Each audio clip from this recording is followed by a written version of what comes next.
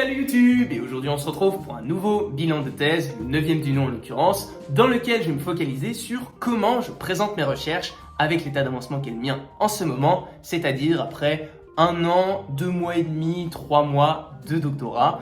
Et je vais vous montrer quels sont les points qui me semblent importants à mettre en valeur dans une présentation de vos recherches, comment être le plus clair possible et surtout comment être le plus intéressant possible. Mais avant ça, comme à chaque bilan de thèse, je vais revenir d'abord sur mon sujet de thèse, pour ceux qui ne le connaîtraient pas. Deuxième point, je vais vous faire apparaître juste là, hop, au montage, la jauge de progression de mon doctorat. Et c'est toujours bien de voir le verre progressivement monter petit à petit dans cette jauge de progression du doctorat. Mon sujet de thèse, je m'intéressais auparavant à l'entrepreneuriat digital de manière très large. Et puis récemment, je m'intéresse plus précisément au cas de la tech en France, sous l'angle de la catégorisation. Donc c'est quelque chose, c'est une thèse en sciences de gestion, c'est quelque chose de plus stratégique dans l'approche que je vais avoir comparé à avant. Et justement, ça va être le point sur lequel je vais revenir dans ma présentation de mes recherches. Mais avant toute chose, n'hésitez pas à vous abonner à la chaîne en activant la petite cloche parce qu'on ne le dit jamais assez. Allez, bref, sans plus tarder, c'est parti! Et sans transition aucune, j'avais envie de commencer par 2 petites actualités de mon côté. Premièrement, j'ai fini de candidater au programme des doctorants pour ceux qui ont suivi mon dernier épisode des bilans de thèse, que je vous mets d'ailleurs juste là et le lien sera en description. J'aurai la réponse fin janvier pour éventuellement être sélectionné aux oraux par la suite. Et là aussi, je vous tiendrai au courant. Rien n'est fait, absolument. J'ai tenté. Si c'est bien, tant mieux. Si ça n'aboutit pas, aucun problème. C'était une petite carte à jouer que j'ai voulu jouer maintenant. Deuxième actualité de mon côté, j'ai présenté à mon laboratoire de recherche un état d'avancement après 1 an de doctorat. Il me semblait intéressant de revenir là-dessus. C'est des questions qu'en général on me pose, notamment en commentaire. Comment présenter un projet de recherche? Quels sont les éléments incontournables à retrouver dans un projet de recherche?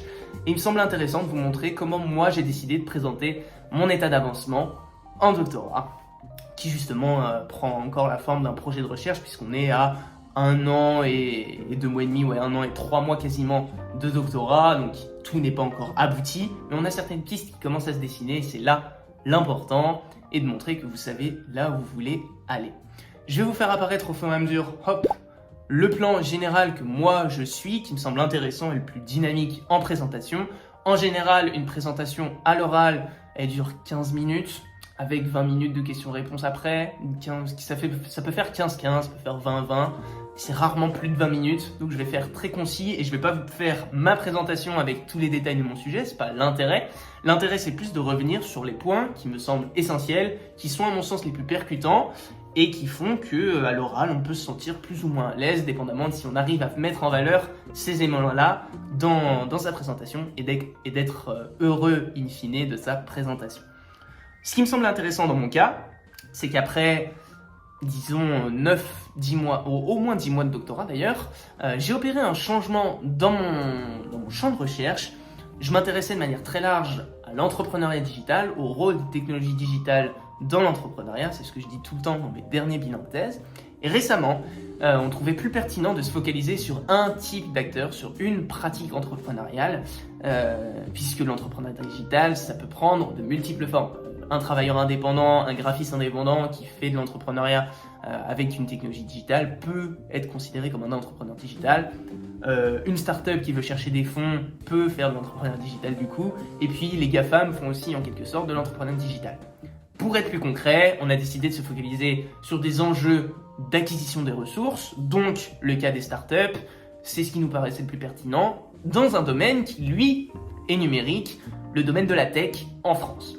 Ce qui nous donne une nouvelle approche, j'ai dû trouver une nouvelle approche de mon sujet et je m'intéresse au processus de catégorisation dans le domaine de la tech en France.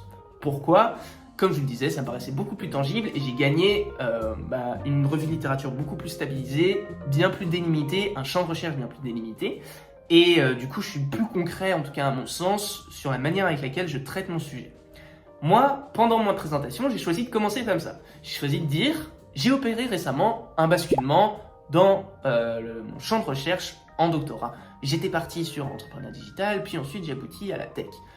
Ce constat, en plus, ce changement me permet de m'appuyer sur un constat qui est qu'on observe une multiplication des différentes catégories de la tech. On parle de fintech, medtech, edtech, govtech, tout ce que l'on veut qui finit par tech. Bien, ça c'était le constat, et puis après, c'était mon premier point. Ce qui me semblait intéressant, c'était d'aller peut-être de manière plus rigoureuse dans la présentation de ce basculement et de montrer que, de manière plus scientifique, plus rigoureuse, on peut aussi obtenir le fait que la tech, après tout, c'est quelque chose d'intéressant à étudier. Ce qui motive ensuite une revue de littérature. Deuxième point, petite introduction, basculement de sujet récent qui m'a quand même qui m'a pris ma première année de doctorat. Donc c'est pas rien de le mentionner, c'est quelque chose qui était important pour moi. Mais ensuite, c'est de montrer comment ce constat-là qui semble intéressant, on peut aussi le retrouver de manière plus scientifique, plus rigoureuse. Revue de littérature, deuxième point, avec un premier état de la littérature, voilà ce que l'on sait. En l'occurrence, dans mon sujet, 2 grandes approches. Voilà cette première approche, voilà ce que l'on sait grâce à cette deuxième approche. Chacune des 2 approches ont leurs écueils. Moi, je m'inscris plutôt dans telle approche, et ce qui me permet de retenir telle définition. Voilà, ça c'est le premier point qui me semble hyper clair et hyper important. Le troisième point, c'est de problématiser cette revue de littérature en leur montrant ce que l'on ne sait pas encore, le gap que vous allez pouvoir combler, l'intérêt de votre recherche va aller venir, c'est un peu comme il y a 2 plaques de placo, il y a un creux au milieu, vous allez mettre le ciment à l'intérieur qui apporte une connaissance, une contribution, qui lie 2 thèmes en débat, qui vient apporter une réponse à un débat, qui vient se positionner sur un thème qui est en tension, sur quelque chose qu'on ne sait pas encore, bref. Vous avez quelque chose à apporter, à contribuer et qui motive une recherche. Et ça, c'est intéressant de le faire avec une problématisation de la littérature. Ah, tiens, sur tel aspect, la littérature montre que tatati tatata. Ah, puis dans tel autre aspect, on pourrait... telle recherche montre qu'il serait intéressant de creuser plutôt tel aspect qui n'a pas encore été fait. Ah, puis tel autre aspect, il serait intéressant de creuser parce qu'il y a quelque chose qui n'a pas encore été montré à ce sujet. Et à l'inverse, vous pouvez aussi avoir un constat qui est purement empirique, en plus, pour venir étayer votre recherche, le fait de dire, attendez, ce qu'on observe dans la réalité, ça colle pas avec ce qui a été dit sur tel et tel point de la revue de littérature. Paf, fin de la problématisation, ce qui vous amène à avoir une problématique centrale pour votre travail. Ma problématique à l'heure actuelle, elle est encore floue, je vous le cache pas, mais par contre, elle commence à se définir progressivement et je sais au moins ce que je veux aller chercher à l'intérieur. Après, il sera une question de reformuler ma problématique, ce qui n'est pas grave, pas dramatique, surtout quand on vient juste de faire une année de doctorat. Le point suivant, c'est pour répondre à ces constats-là, maintenant vous devez mettre en place une recherche, et comment on met en place une recherche ? Il y a une partie méthodologie qu'il faut présenter. Donc vous présentez votre terrain, moi en l'occurrence, il y a des acteurs de la tech en France et il y a un organisme particulièrement proéminent dans l'organisation des processus de catégorisation dans la tech. Bref, un organisme très important, un dispositif qui est mis en place, qui a des mécanismes spéciaux et qui permettrait justement d'être intéressant d'étudier dans le cadre de mon analyse. C'est la French Tech, il se trouve que c'est ça, bim.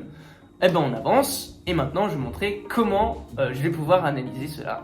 Donc je montre exactement ce que j'ai prévu comme design de recherche, quelle méthodologie, comment je vais pouvoir l'aboutir, quelle période pour ma collecte des données, quelle période pour mon analyse de données, et quels sont ensuite les résultats envisagés. Point suivant, les résultats que votre recherche espère montrer, les résultats que vous espérez avoir avec votre recherche. Vous pouvez avoir, en fait c'est ce qui motive aussi votre recherche, c'est de montrer que votre recherche elle est intéressante, elle est pertinente, et puis dernier point, qu'elle apporte quelque chose, les contributions, discussions. Contribution théorique, contribution pratique. Et puis tout ça fait que, à la fin, l'audience qui va suivre votre présentation va sûrement avoir des questions sur des points qui n'ont pas été abordés, sur des points qui semblent peu clairs, sur des suggestions qui pourraient être faites à votre travail, ou au contraire sur une piste de recherche que vous n'aviez pas pensé auparavant, qui va être suggérée pour vous aider dans vos recherches. Et c'est ce qui, là, motive la deuxième partie de cet entretien, l'échange questions-réponses. Mais vous pouvez surtout contrôler la première partie qui s'arrête juste avant ces questions-réponses. Voilà pour ces premières étapes. Le but, comme je le disais, rendre votre sujet attrayant, surtout montrer l'intérêt de votre recherche et surtout clarifier au maximum votre sujet pour qu'il soit compréhensible par tous. C'était ma grande crainte, c'est aussi ma difficulté par moment.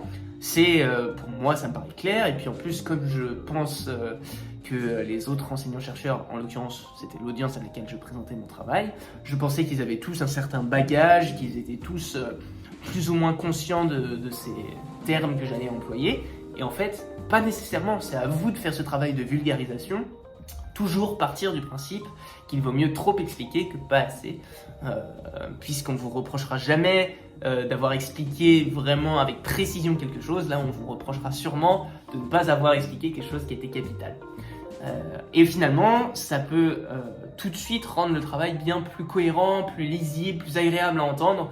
Il faut se placer dans la peau d'un auditeur finalement, de quelqu'un qui va recevoir votre travail, qui n'a pas été immergé avec vous autant de temps dans votre sujet que vous l'avez été, et qui a donc besoin de comprendre dans les grandes lignes d'abord, et puis ensuite peut-être un peu plus finement, votre travail, et surtout de le comprendre. Comprendre les enjeux, comprendre le problème et comprendre comment vous pouvez apporter quelque chose. Voilà pour cette vidéo, pour ce nouveau bilan de thèse, j'espère qu'il vous aura plu. Je vous ai donné peut-être un peu moins mon ressenti sur ce bilan de thèse, sur mon évolution personnelle. Vous inquiétez pas, je suis très content pour l'instant de l'évolution de ma thèse. J'ai des projets dans les tiroirs qu'il me tarde de vous montrer, mais pour l'instant ce n'est pas encore d'actualité, j'attends encore quelques temps. Les vacances de Noël approchent, on va en profiter. Moi, je vais vous laisser là, je vous invite à vous abonner à la chaîne en activant la petite cloche. D'autres vidéos sur le doctorat et ou l'orientation scolaire arrivent très vite sur les chaînes. Moi, je vais vous laisser là. Bon courage pour la suite. Et d'ici là, pourquoi? Il n'y a plus qu'à.